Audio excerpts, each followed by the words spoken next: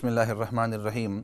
Break से पहले सवाल का जवाब दे रहा था कि नबी पाक सल्लल्लाहु अलैहि वसल्लम के ज़माने में और आप सल्लल्लाहु अलैहि वसल्लम के बाद सहाबा के ज़माने में और फिर उनके बाद ताबईन ताबईन के ज़माने में कहीं से ये रिवायत के अंदर नहीं आता कि आप सल्लल्लाहु अलैहि वसल्लम ने किसी के कब्र के ऊपर कोई इस तरह चढ़ाई हो चादरें और लोगों को फरमाया हो कि आप भी इस तरह चादरें चढ़ाएँ।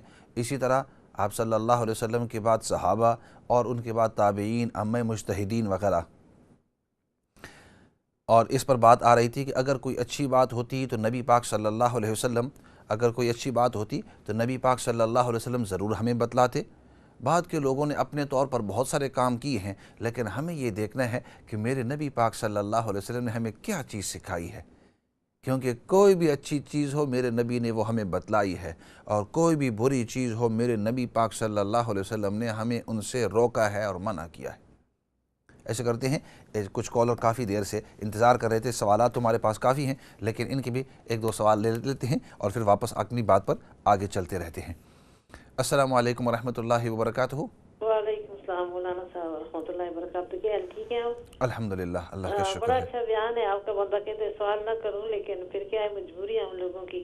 मैं कह रही थी कि इमाम साहब एक तो बताएं कि मियाँ बीवी में प्यार के लिए क्या हो, और दूसरा ये है कि और जो परेशानियां होती हैं, तो जैसे घरेलू परेशानियां और किस्म की वाली जो कोई ऐसी जानी परेशानियां, उनके लिए प्लीज बता दें पढ़ने के लिए। क्या मतलब मियाँ बीवी के दरमियान प्यार, ये मतलब किस तरह प्यार बढ़ता रहे? हाँ जी, बस प्यार हो, बस है, बस मेरे अपने ही हैं, तो आपस में ठीक है, लड़ाई झगड़े बस इस तरह करते रहते हैं ना। ठीक है, वो ठीक मैं है, कहती हूँ कि ये चीज भी खत्म हो जाए इनमें, तो आपस में आराम स्कूल सलूक से रहें। ठीक है, इंशाल्लाह बेहतर। दूसरे बाकी जानी माली जो परेशानियां, बीमारियों के लिए और परेशानियों के लिए भी, इन दोनों चीजों के लिए प्लीज बता दें।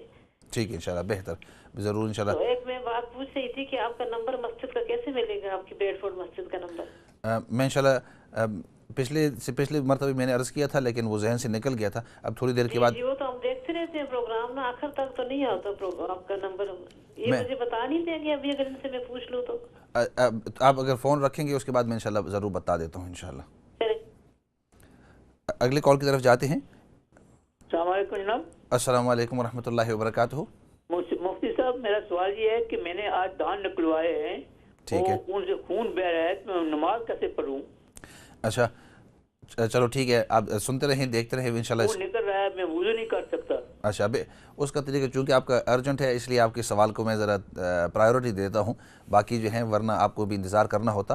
जी आप ऐसे करें कि वो जो आपको वुल देते हैं या कॉटन देते हैं वगैरह, हाँ, उसको आप ठंडे अच्छा, पानी से वहाँ आप दांत के ऊपर रख लें जहाँ ठीक है, दांत से निकल गया है।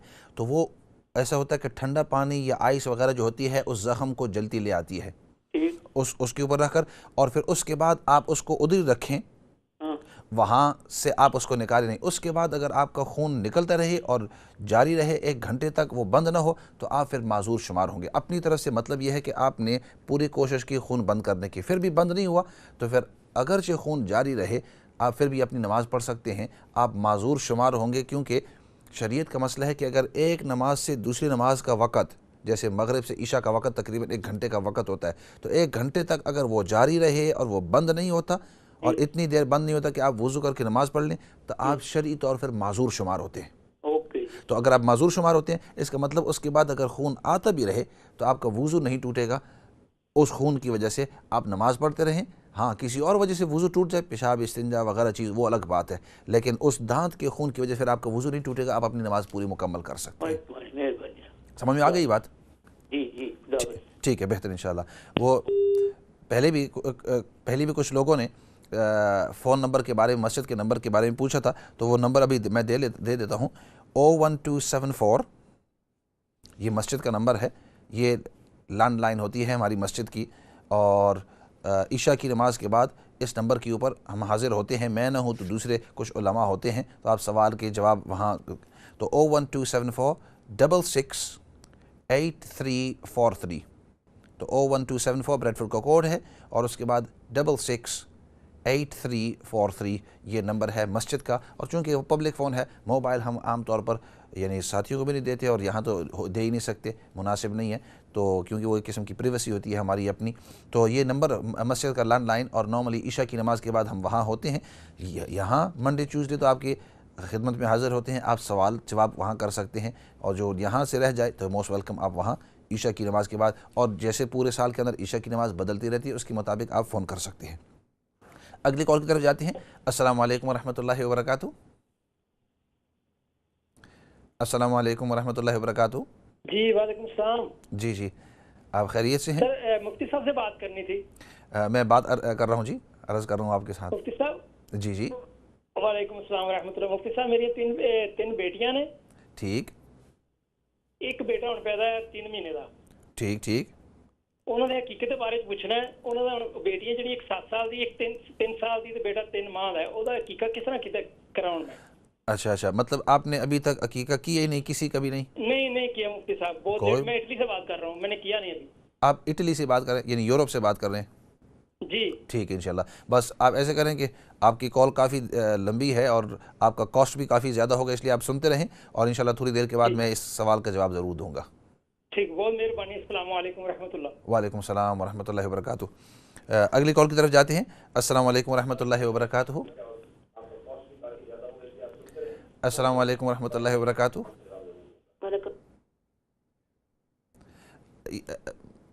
سامعین اور ناظرین سے یہ درخواست ہے کہ جب آپ فون کریں تو اس وقت اپنی جو ٹی وی کی آواز ہے اس کو ذرا مدھم کر دیں, اور اس طرف دیکھیں, اور اس طرف اگر آپ متوجہ ہوں, ورنہ پھر وہاں تھوڑی سی ڈیلے ہوتی ہے. تو اگلی کال کی طرف جاتے ہیں. السلام علیکم.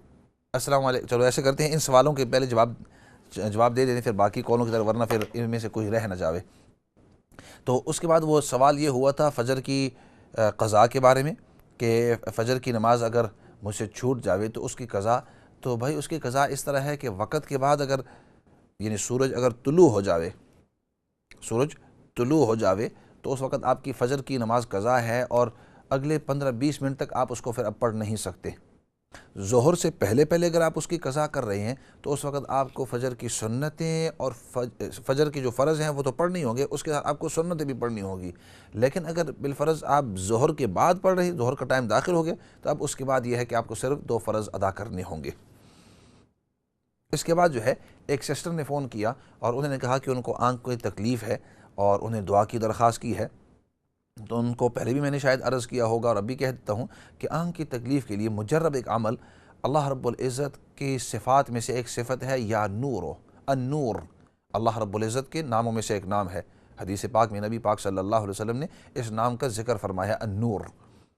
تو جو شخص فرض نماز کے بعد اپنا جو رائٹ ہینڈ ہے, داہنا ہاتھ ہے, اپنی آنکھوں کے اوپر اس طرح کر اور پھر 11 مرتبہ یا نور یا نور یا نور یا نور یا نور, اللہ کی صفت, یہ بھی قسم کا ذکر ہے. اللہ کی اسماء, الرحمن, الرحیم, الملک, القدوس, السلام, المؤمن, المحیی, یہ اللہ رب العزت کی صفات ہے, اور حدیث پاک میں نبی پاک صلی اللہ علیہ وسلم نے ہمیں سکھائے. تو جو شخص 11 مرتبہ النور یا نور یا نور, تو اللہ رب العزت اس کی بینائی کے اندر تیزی اور اس کی آنکھوں کے اندر قوت جو ہے وہ نصیب فرمائیں گے.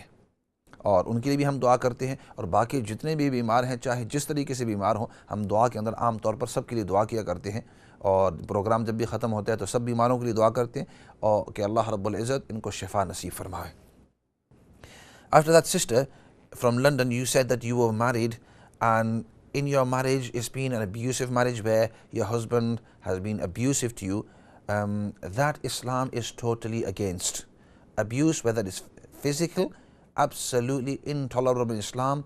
Islam is totally against any kind of physical abuse, domestic violence, any of those things. Islam is totally against that, and Islam condemns anything of that nature. Islam promotes peace between yourselves, love between yourselves, affection between yourselves. So these are the things that Islam promotes, and Islam wants between husband and wife, any kind of relationships, whether it's father and son, father and daughter, daughter and mother, son and daughter, brothers, sisters, families, husband, wife, any kind of relationship. Islam promotes, encourages, wants us to have love and affection between us, of course on different levels. And The next step is you saying that your husband has left and now you can't begin to find his whereabouts. I really don't have an answer of how you can go and find, but I'm sure that if you contacted the authorities, and if you contact the relevant authorities, or maybe even speak to your local imam, and through local knowledge you began to get to find where the person was or how to get to that person, that might be one avenue. So I really would recommend that usually the imams in your locality, they have extensive knowledge about the Muslims in the area. جو آپ کے علاقے کے اندر جو امام ہوتے ہیں آپ کے علاقے کے اندر ان کی کافی نالج ہوتی ہے, کیونکہ ان کی ملاقاتیں ہوتی ہیں. they meet and greet different kinds of people from different backgrounds, because in a masjid or even in the masjid atmosphere or even outside, lots of people, and if he or she if he doesn't actually know them themselves, maybe through some other contacts they will know them. So my recommendation and advice for you would be that you speak to the authorities if possible, and maybe even to your local imam, and even spread the word out amongst your friends, and that way maybe inshallah you will be able to contact your husband, and maybe if relationships are there you may be able to continue with them. اس کے بعد والا سوال یہ ہوا کہ نماز کے اندر بھول جاتے ہیں کہ 2 رکعتیں ہوئیں یا 3 رکعتیں ہوئیں یا 3 رکعتیں ہوئیں یا 4 رکعتیں ہوئیں. تو اس کا طریقہ یہ ہے کہ اگر آپ یہ بھول گئے ہیں کہ یہ 4 رکعت والی نماز تھی, آپ بھول گئے ہیں کہ میں تیسرے میں ہوں یا چوتھی میں ہوں, تو اس وقت یہ ہے کہ آپ تیسری رکعت کے اوپر بیٹھ جائیں, کیونکہ ہو سکتا ہے کہ آپ کی چوتھی رکعت ہے. وہاں بیٹھ کر قاعدے کے اوپر بیٹھ کر پھر آپ ایک اور کھڑے ہو جائیں. یہ اس لیے کہ اگر بالفرض وہ چوتھی رکعت تھی تو چوتھی رکعت کے آخر کے اندر قاعدہ جو ہوتا ہے یہ فرض ہے, کہیں آپ سے یہ فرض چھوٹ نہ جائے, تو ہو بھی سکتا ہے یہ آپ کی چوتھی رکعت ہے, تو آپ قاعدے کے اوپر بیٹھ جائیں. آدھے قاعدے کے بعد آپ کھڑے ہو جائیں اور کھڑے ہو کر ایک اور رکعت ملا لیں, کیونکہ ہو سکتا ہے کہ یہ تیسری رکعت تھی چوتھی نہیں تھی, تو آپ نے ایک اور رکعت بھی ملا دی, اور پھر آخر میں آپ سجدہ سہوا کر لیں گے کہ وہ جو ایکسٹرا آپ قاعدہ بیٹھے ہیں اگر وہ ٹھیک تھا اپنی جگہ پر, تو بعد میں جو رکعت ملائی ہے قاعدہ اس کو یہ سجدہ سہوا اس کو ختم کر دے, اور اگر یہ قاعدہ صحیح تھا صحیح نہیں تھا تو اس کے لیے وہ سجدہ سہوا کافی ہو جائے گا. تو اس لیے آپ یہ قاعدہ کے اوپر بیٹھ کر ایک اور رکعت ملا لیں اور آخر میں سجدہ سہوا مکمل کر لیں. بعد میں آپ نے یہ بات کہی کہ انہوں نے کھجور کھائی ہے, اور کھجور یعنی آپ کے کوئی رشتہ دار ہیں یا جان پہچان والے ہیں, یہ جو کچھ بھی ہیں, تو انہوں نے کھجور کھائی ہے اور ان کے منہ سے کوئی دھواں وغیرہ نکلا ہے, اور پھر اس کے اندر وہ اپنے منہ کے اندر انہیں انگلی ڈالی ہے اور وہاں سے جب کالا کالا نظر بھی آیا ہے آپ کو. میرے ایکسپیرینس کے اندر اس طرح کبھی بات آئی نہیں ہے, اور جس چیز کے بارے میں مجھے علم نہیں ہے اور جس کے بارے میں مجھے پتہ نہیں ہے, اللہ عالم, اللہ بہتر جانتے ہیں, پتہ نہیں وہ کیا چیز ہو سکتی ہے. ہاں اگر واقعہ میرے سامنے آ جائے, اس کھجور کو دیکھ لیتا یا اس حالت کو دیکھ لیتا, تو ہو سکتا ہے میں اس کے اوپر کچھ بات کی, لیکن اللہ عالم پتہ نہیں وہ کیا چیز ہے.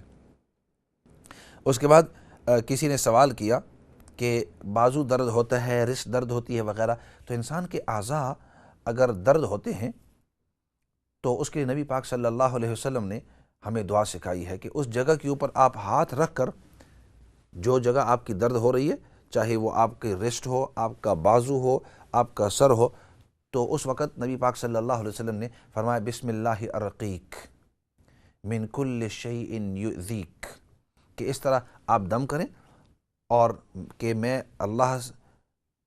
رقیہ کرتا ہوں, بسم اللہ ارقیک, میں رقیہ کرتا ہوں اللہ کے نام سے, من کل شیء یؤذیک, ہر وہ چیز جو آپ کو تکلیف دے رہی ہو. تو اس وقت آپ یہ دعا کریں, تو جس جگہ کے اوپر درد ہو رہا ہے اس جگہ کے اوپر آپ ہاتھ رکھ کر, یہ جو میں نے آپ کے سامنے حدیث پڑھی ہے, یہ حدیث سے ہے, حدیث صحیح ہے کہ بسم اللہ, میں تیسری مرتبہ دوبارہ اس لیے دہرا ہوں تاکہ جو لسنرز ہوتے ہیں وہ اس کو یاد بھی کر لیں, بسم اللہ ارقیک من کل شیء یؤذیک. تو یہ کم از کم لمبی دعا بھی ہے, لیکن کم از کم اتنی مقدار آپ پڑھ لیں انشاءاللہ. اس کے بعد والا جو سوال ہوا کہ اٹلی سے ایک بھائی نے سوال کیا کہ ان کی 3 بیٹیاں ہیں اور 1 بیٹا ہے, اور ابھی تک ان کا عقیقہ انہوں نے نہیں کیا ہے.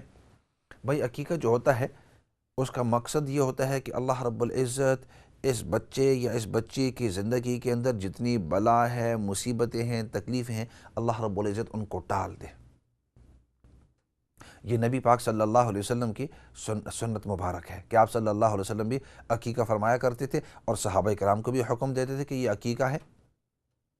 اور عقیقہ جو ہوتا ہے وہ ایک جانور لڑکی کی طرف سے اور لڑکے کی طرف سے 2 جانور ہوتے ہیں، چھوٹے جانور جو ہوتے ہیں، بکری ہو گئی، بھیڑ ہو گئی، لیم ہو گئی، اس قسم کے جو جانور ہوتے ہیں یہ آپ ذبح کر سکتے ہیں۔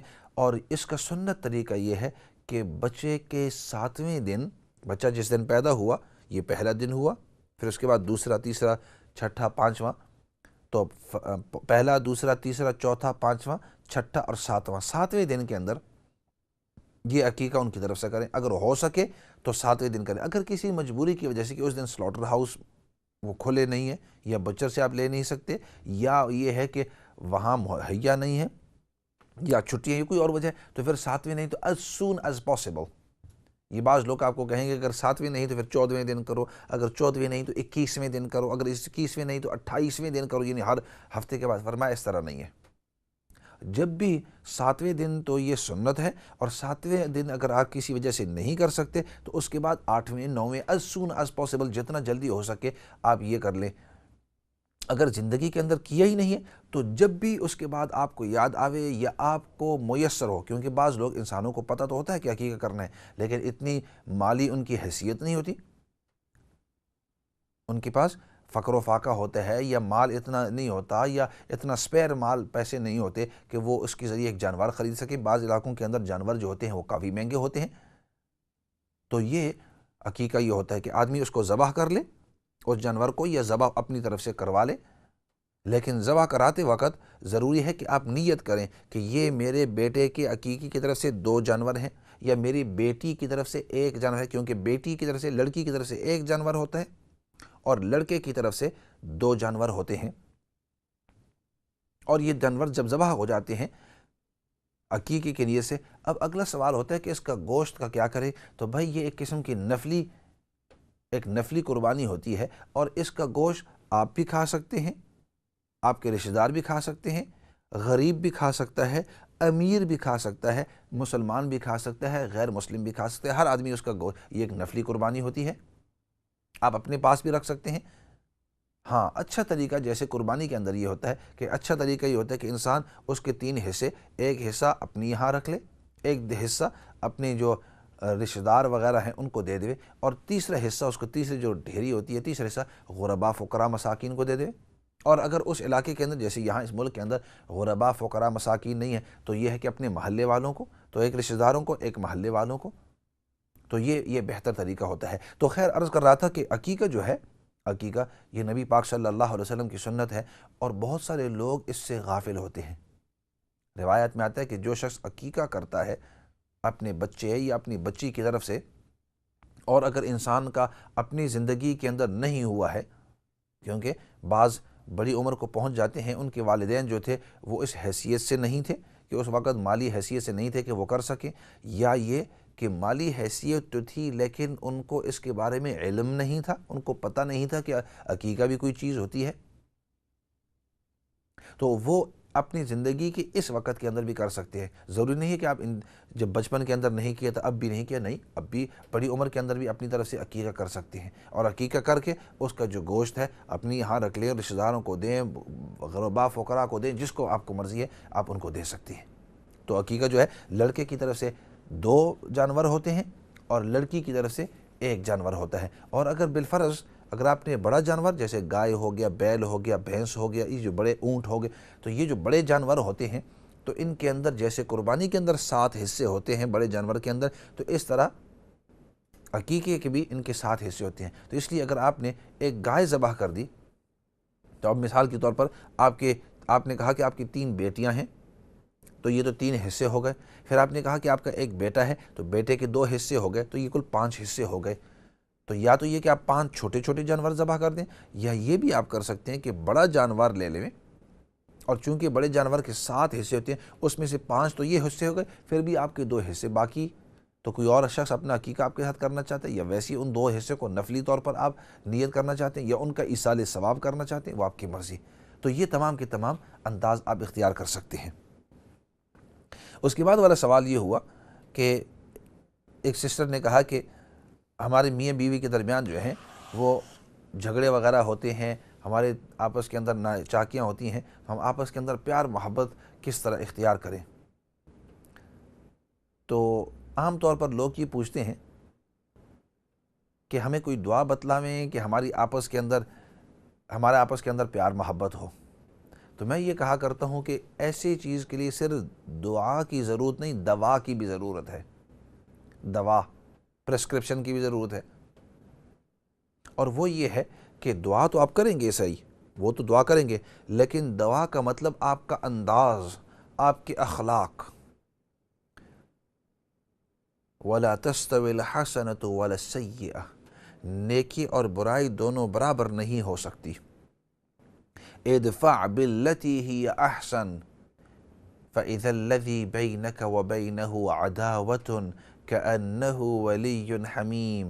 آپ اچھے انداز کو اختیار کریں، اخلاقی انداز کو اختیار کریں، اور اخلاقی انداز کو اختیار کرتے ہوئے حد یہ ہوگی، اس کا رزلٹ یہ ہوگا، ثمر یہ ہوگا، کنکلوژن یہ نکلے گا کہ جو آپ کے دشمن ہیں اللہ رب العزت ان کے دلوں کو نرم کر کے ان کو بھی آپ کے قریب کر دیں گے، وہ بھی آپ کے کأنہ ولی حمیم، آپ کے جو دوست، آپ کے جو دشمن ہیں وہ بھی آپ کے پکے دوست بن جائیں گے۔ لیکن بشرطے کہ آپ اچھے اخلاق، اچھے انداز، پیار محبت۔ تو ہر شخص چاہتا ہے کہ لوگ مجھ سے پیار کریں، لوگ میرے ساتھ اچھے انداز کے اندر پیش آویں، لیکن انسان یہ نہیں دیکھتا کہ میں کیا کر رہا ہوں۔ میں تو انسان تو یہ کرتا ہے کہ میں اپنے طور پر تو روٹھا بھی ہوں، سخت کلامی بھی کروں، ہر اس کی بات کے اوپر فوراً اس کو جواب بھی دوں، وہ تھوڑی بات کہے میں 10 جواب ان کو دوں، اور پھر انسان اس انداز کے اندر تو پیش آتا ہے لیکن چاہتا ہے کہ دوسرا بھی اچھے انداز میں پیش آئے۔ تو مختصر انداز کے اندر دعا، ربنا ہب لنا من ازواجنا وذریاتنا قرۃ اعین وجعلنا للمتقین اماما، یہ دعا ہے۔ آپ یہ دعا کرتے رہیں، لیکن اس کے ساتھ دعا بھی کرتے رہیں، اپنا انداز، اپنے جو اخلاق ہیں وہ بھی بدلاتے رہیں، تو آپ دیکھیں کہ جو دور ہیں وہ بھی انسان کے قریب ہو جائیں گے۔ اسی کے اوپر اپنے پروگرام کو اختتام کی طرف لے جاتے ہیں، اسی اچھی نصیحت کے ساتھ کہ انسان جو ہے اپنے اخلاق کے ساتھ دوسروں کو اپنا بنا سکتا ہے، اپنے انداز کے ساتھ۔ اللہ رب العزت ہمیں نبی کریم صلی اللہ علیہ وسلم والے اچھے اخلاق نصیب فرماوے۔ اسی کے ساتھ دعا کر لیتے ہیں۔ الحمد للہ رب العالمین والصلاة والسلام علی سید الانبیاء والمرسلین محمد وآلہ وصحبہ اجمعین۔ ربنا ظلمنا انفسنا وإن لم تغفر لنا وترحمنا لنكونن من الخاسرین۔ اللہم ربنا اغفر لنا ولإخواننا الذین سبقونا بالایمان ولا تجعل في قلوبنا غلا للذین آمنوا ربنا انک رؤوف الرحیم۔ یا رب العالمین، تو ہم سب کو دین کی صحیح سچی سمجھ نصیب فرما، ہم سب کو دین پر استقامت نصیب فرما۔ یا رب العالمین، یا رب العالمین، تیرے احکامات پر اور نبی پاک صلی اللہ علیہ وسلم کی تمام سنت اور حدیث پر عمل کرنے کی سب کو توفیق نصیب فرما۔ یا اللہ، جتنے بھی بیمار ہیں، چاہے روحانی بیمار ہو، جسمانی بیمار ہو، یا رب العالمین سب کو شفاء کاملہ عاجلہ مستمرہ دائمہ نصیب فرما۔ یا رب العالمین، جتنے بھی پریشان حال ہیں، جس قسم کی بھی پریشانی کے اندر ہیں، یا رب العالمین سب کی پریشانیوں کو دور فرما، سب کو سکون اور اطمینان نصیب فرما۔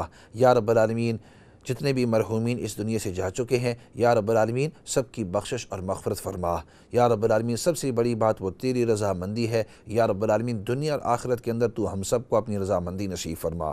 نبی پاک صلی اللہ علیہ وسلم نے جتنی بھی خیر کی دعائیں مانگی ہیں ان تمام کے اندر ہم سب کو حصہ نصیب فرما۔ نبی پاک صلی اللہ علیہ وسلم نے جن جن چیزوں سے پناہ اور حفاظت مانگی ہے، یا رب العالمین ان تمام چیزوں سے تو ہم سب کو پناہ اور حفاظت نصیب فرما۔ یا رب العالمین، یا رب العالمین، جب ہماری موت کا وقت آوے تو ہمیں خاتمہ بالایمان نصیب فرما۔ یا رب العالمین، تو ہمیں خاتمہ بالایمان نصیب فرما۔ یا رب العالمین، جتنے بھی لوگوں کے اوپر قرضے ہیں، یا اللہ ان قرضوں کا اپنے غیب کے خزانوں سے بندوبست فرما۔ سبحان ربک رب العزت عما یصفون وسلام علی المرسلین والحمد للہ رب العالمین برحمتک یا ارحم الراحمین۔ سامعین ناظرین، آپ یہ پروگرام دیکھتے رہتے ہیں، سنتے رہتے ہیں، دوسرے ساتھی حضرات کو بھی بتلاویں تاکہ ہو سکتا ہے کہ کوئی اچھی بات ان تک بھی پہنچ جاوے اور وہ اس پر عمل کریں، آپ کو بھی ثواب ملے، ہمیں بھی ثواب ملے، دین پر ہم سب عمل کرنے والے بن جاویں۔ والسلام علیکم ورحمۃ اللہ وبرکاتہ۔